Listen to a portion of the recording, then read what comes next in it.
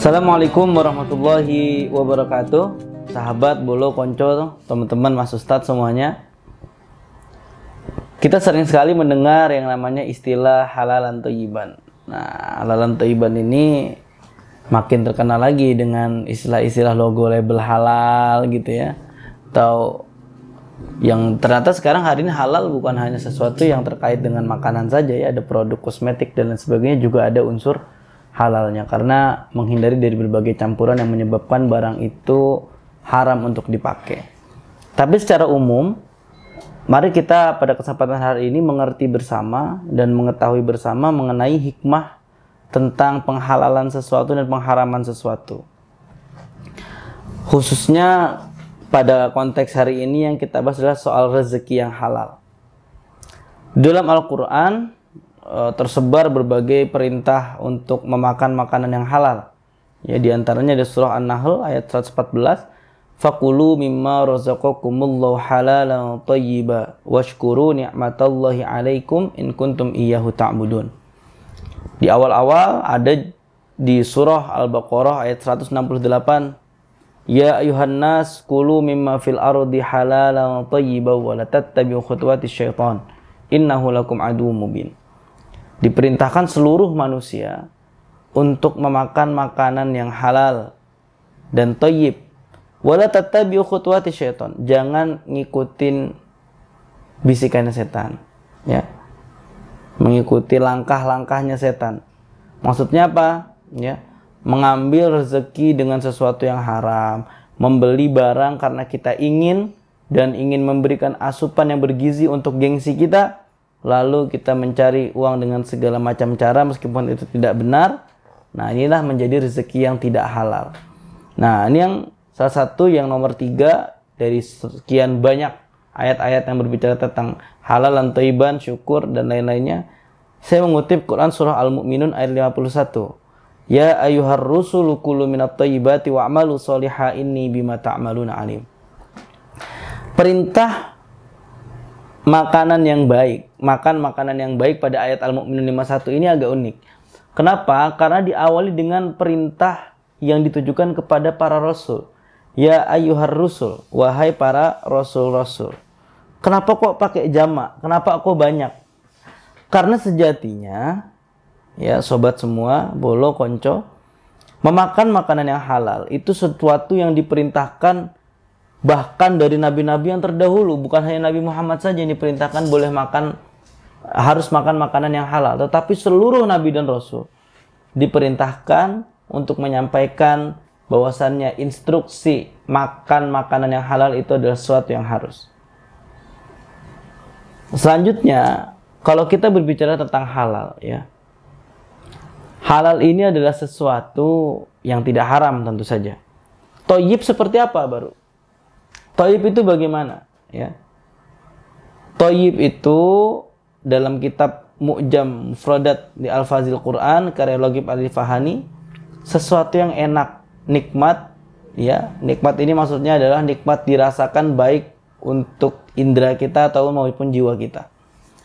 Dalam makna yang lain ada suci, bersih, bahkan kalau Imam Ibnu Jarir At-Tabari memaknai thayyib itu adalah ya penguatan daripada halal tadi. Nah, Ibnu Katsir memaknai thayyib mustataban fi nafsi ghairu dharin lil abdani walil uqul wala lil uqul. Dia sesuatu yang baik di dalam tubuh manusia dan tidak membahayakan ya bagi badan dan bagi akal kita. Nah, berbicara tentang haram, ternyata haram itu ada 2. Ada haram lidzati dan haram ghairu lidzati. Haram lidzati itu adalah haram yang memang secara sejak awal barang itu diharamkan. Hurrimat alaikumul maitatu waddamu wa lahmul khinzir, ya. Diharamkan bagi kamu itu makan bangkai, darah dan daging babi. Ya, nanti jangan ditanya dagingnya haram, kulitnya halal berarti ya enggak. Sesuatu yang menyangkut di situ semuanya menjadi haram karena diharamkan. Tuh di mix, udah mie ayam tapi pakainya campuran yang haram yang enggak boleh. Ya, idza jitama'al halal wal haram gulibal haram. Kalau misalkan berkumpul di antara yang halal dan haram, maka yang dimenangin itu adalah yang haram, maka yang halal tadi menjadi haram.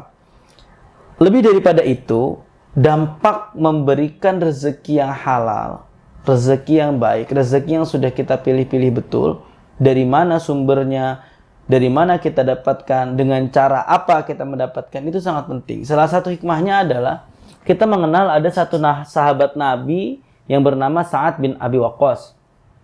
Sa'ad bin Abi Waqqas dipandang oleh sahabat lain adalah sahabat yang begitu cepat dikabulkan doanya. Lalu sahabat lain bertanya, "Wahai Sa'ad, kenapa kok doa kamu mudah terkabul, cepat terkabulnya?" Sa'ad bin Abi Waqqas menjawab, "Karena aku memperhatikan apa yang aku makan. Aku memperhatikan dari mana aku mendapatkan sesuatu. Dan aku tahu kemana uang ini, rezeki ini aku alirkan."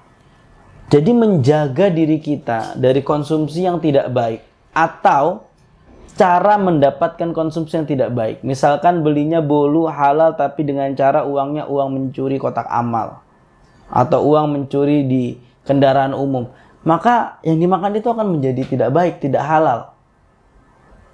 Dan parahnya ketika kita tadi lihat di Quran surah Al-Mu'minun ayat 51, ya ayyuhar rusul kulu minat thayyibat, berdekatan dengan perintah wa'malu sholihah.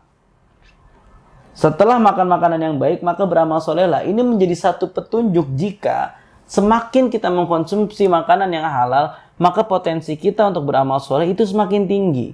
Maka sebaliknya, jika apa-apa yang kita konsumsi itu adalah barang yang haram, kita akan jauh daripada potensi untuk beramal soleh. Bahkan yang lebih parah lagi, kita akan berpotensi besar untuk melakukan keburukan-keburukan. Yang dimana, kalau keburukan ini sudah menjadi hal yang biasa buat kita, ya, kita akan betul-betul dimatikan hatinya. Nauzubillah min dzalik.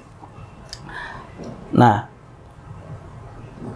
selanjutnya adalah kalau kita bertanya-tanya sampai hari ini, kenapa ya kok ada doa kita yang belum terkabul? Kenapa kita kalau berdoa jarak dari dikabulkannya itu panjang atau bahkan sama sekali tidak terjadi apa yang kita panjatkan di langit? Dan salah satunya yang menyebabkan doa ini terhalang adalah makanan yang haram. Kenapa? Dalam satu hadis dijelaskan, ya, di hadis Arba'in Nawawi itu, satu kisah Nabi pernah melihat orang yang berjalan, ya, lalu berdoa, ya Rabbi, ya Rabbi. Orang ini berdoa, tapi Nabi tahu ta'amu haramun wa libasu haramun fa anna yustajabalah. Bagaimana ia mau berdoa, ya? Bagaimana dia bisa-bisanya berdoa sedangkan pakaiannya pakaian yang haram, makanannya makanan yang haram. Fa anna yustajabalahu. Maka bagaimana doanya itu mau dikabulkan? Nah, sehingga bagi kita, bagi pendengar semuanya, sobat, kawan, teman-teman yang memiliki keluarga, memiliki tanggungan untuk memberikan nafkah, pastikan apa yang masuk ke dalam tubuh orang-orang yang kita nafkahi ini sesuatu yang halal. Tentu kita tidak ingin keturunan kita, orang yang kita cintai, memakan sesuatu yang tidak diridhoi oleh Allah, sehingga membuatnya tidak memiliki potensi besar untuk beramal soleh. Bahkan, menjerumuskan mereka untuk berpotensi melakukan hal-hal yang buruk. Jangan sampai ini terjadi. Inni bima ta'maluna alim. Sungguh Allah itu tahu, mengetahui apa yang kita lakukan. Jadi jangan sampai kita coba-coba, ya, untuk menggocek gitu. Maka dengan usaha untuk mencari rezeki yang halal tadi, yang betul-betul kita butuhkan adalah perasaan nyaman dan tenang ketika kita sanggup mencari rezeki meskipun tidak banyak, tapi didapatkan dengan cara yang terbaik. Karena inilah yang akan membuat kita bisa senang di hadapan Allah nanti. Kalau misalkan kita bisa mengumpulkan dalam jumlah nominal yang banyak tapi dilakukan dengan cara yang tidak baik, satu, kita menzolimi orang lain. Yang kedua, kita melakukan dosa, mengambil sesuatu yang haram. Dan yang ketiga, kalau urusannya ini sama manusia, maka kezoliman kita itu akan ditagih betul nanti. Korupsi misalkan. Orang-orang yang mengambil hak rakyat, mengambil sesuatu yang bukan haknya, ini akan dituntut habis-habisan nanti di akhirat. Menipu dan lain sebagainya. Yang terpenting adalah, dari proses kita mengkonsumsi rezeki yang halal, rezeki yang baik, selain kita menjalankan perintah dari Allah Subhanahu wa Ta'ala, Yang kedua adalah menjaga anak turun kita, keluarga kita dari hinanya sesuatu yang haram. Dan tentunya kita juga sekaligus sudah menjaga potensi keluarga kita, keturunan kita untuk senang berbuat soleh. Maka dari itu, ahda sabila wa ahsanu amala. Selama kita masih merasa bahagia, merasa nyaman dengan pekerjaan yang kita miliki, ya, dicari dengan cara yang baik dan digunakan juga dengan cara yang lurus gitu. Harusnya kita berbangga, bukan malah iri dengan orang-orang yang bisa punya bergelimang harta, tetapi hartanya ini diambil dengan cara yang tidak baik. Wallahul muwaffiq ila aqwamit thoriq. Wassalamualaikum warahmatullahi wabarakatuh.